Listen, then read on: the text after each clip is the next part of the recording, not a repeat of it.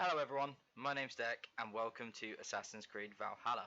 If you're new, consider subscribing, it's free and you can always unsubscribe whenever you want. Today's gameplay is captured live over on twitch.tv/DeckTheElite. Go check it out, I'd greatly appreciate it. Anyway, where I am at right now is stood on top of a tree trying to figure out how to get into this invisible house, which is apparently hidden by magic. No, I did not use Google and you are a sinner for even suggesting that. Anyway, honestly, thank God I've got these warm wintry clothes on, as it is really cold out here and my nipples are fully erect, though Eivor here chooses not to wear gloves for some reason. Something about it being harder and not as enjoyable to touch himself, but he didn't get too specific. Although this current attire I've got on is wildly different from the usual North Face puffer jacket I would wear in the height of summer. And if you thought I would frequently suffer from dehydration due to the literal buckets of sweat I produce, yeah, you would probably be right. But the balanced diet of Monster Energy drinks, Pringles and spliffs keeps me healthy and stops me from collapsing due to the lack of fluids in my body. And who could say no to those double XP tokens for Call of Duty? Yes, I may be $2 in debt, but I put the fear of God into every lobby I enter from the number and the symbol next to my name. Honestly, well done, Mum. You raised a dangerous and feared man who will one day rule the world. And then, using the raw intelligence of a man who achieved a C on his higher maths GCSE paper, and an F in Spanish because I'm too uncultured to learn another language other than my own, I figured out how to get into the house hidden by magic. I enter the house, and I am greeted by the girl from Avatar. I try to ask for an autograph, but she informs me that she is not, in fact, the girl from Avatar, but a Smurf who accidentally took one too many growth hormones and was consequently kicked out by Papa Smurf.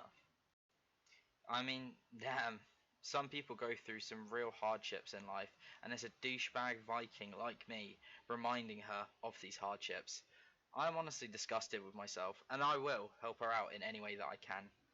I can relate.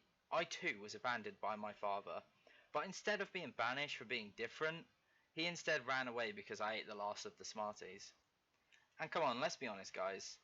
I truly can't blame the man for this. As a 2-year-old disrespecting their father like that, it is truly the deepest and worst betrayal one can actually endure. He is very brave, and I hope wherever he is, he has access to as many Smarties as he wants, with the knowledge that there is a special corner of hell which is laid out just for me, for when I eventually die of heat stroke from my North Face jacket, when it turns out that global warming is actually real and not a myth. But at least I will enter the 7th circle of hell, completely dripped out. Anyway, I then run into my ex-girlfriend, and she attempts to charge at me. This is how she always used to start sex, and I think she wants to get back together. But I told her we can't get back together, as I'm going to be the father to her sister, and honestly that would just be weird. That's just not for me. Look, okay, I know that step-families can have mishaps where, they get stuck in places, and it leads to some firm handshakes, but I genuinely think that that is a health and safety issue, and this should not be encouraged. Look, okay, maybe one time my stepsister got one hand stuck in the sink, and me, worried for her safety, I came up behind her and I lubricated her hand, and then the rest of her body to ensure that her hand didn't feel weird, because it's really weird when you have one part of your body a bit lubricated, so I thought it would be best just to lubricate her entire body. I then helped her get her hand out of her sink. As the supportive stepbrother I am, I then complimented her behind. Now some may say that's weird, and I know that it could be perceived as weird, but this girl, trust me, has an absolute dump truck back there, and I know she works hard for it. So I tried to give her all the self-esteem boost that I can, because that is what family is for, as Vin Diesel would say. Anyway, I said goodbye to my ex and told her that we can't get back together and that she should move on, as it is unhealthy to obsess over someone. At least, that is what my therapist told me when I informed him that I sit on a tree overseeing my childhood crush's window with a pair of binoculars. But I told him, no, Darren, that is not obsession. I am protecting her from any guy that she brings back home, as none of them will ever be as nice a guy as me. But she still doesn't get this, even when I text her nice things like, I can see you, nice poster, and wow, that bra looks really good on you. But she replies with cute, confusing messages such as creep, pervert, and I'm calling the police. Now, this is a little aggressive towards someone who has your best interests at heart, but I guess the song is true. Nice guys do always finish last. Fellas, just remember, if you hold the door open for a girl and she doesn't immediately sleep with you, you should call her a wench and make sure that she knows she will never find a guy as nice as you, as this is the appropriate thing to do to teach them a lesson. I apologize for these tangents. Some of my friends say I should do motivational speeches. You know, when I'm not rubbing one out to one of those Instagram posts of my crush where she's showing a little too much ankle. All these non-Christian women will regret these provocative photos when they die and end up in a place where you eternally bang your toe on a metal bed frame. This is a punishment truly meant for the wicked. Anyway, enough casual chit chat. I then enter what looks like my arsehole after a couple drinks on a Saturday night and realise that this is what it looks like from the other perspective. I then go down an extremely fun slide and realise that this is the perfect photo opportunity for my 32 Instagram followers to see. And would you look at that?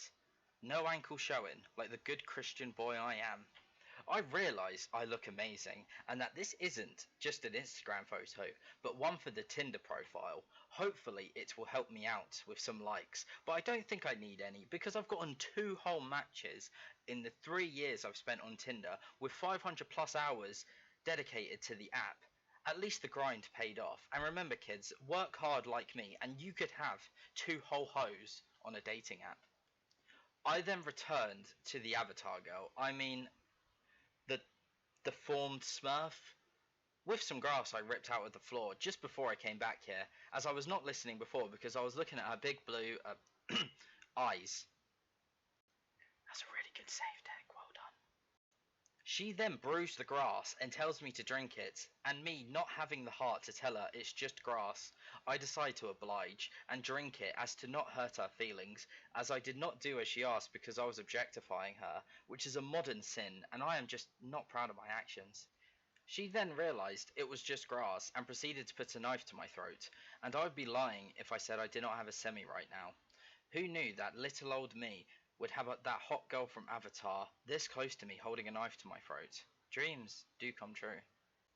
Her less attractive sister then saves me. Whilst I am grateful for this kind act, I feel like me and Avatar girl had a connection and something truly special could have blossomed from it.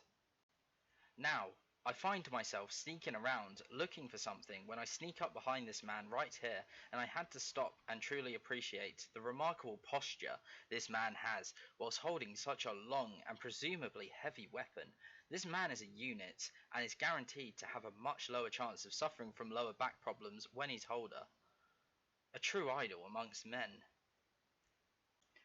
Anyway, that is all the time we had for today, guys. I hope you enjoyed, and please subscribe if you did, and please enjoy the rest of your day. Thank you, guys.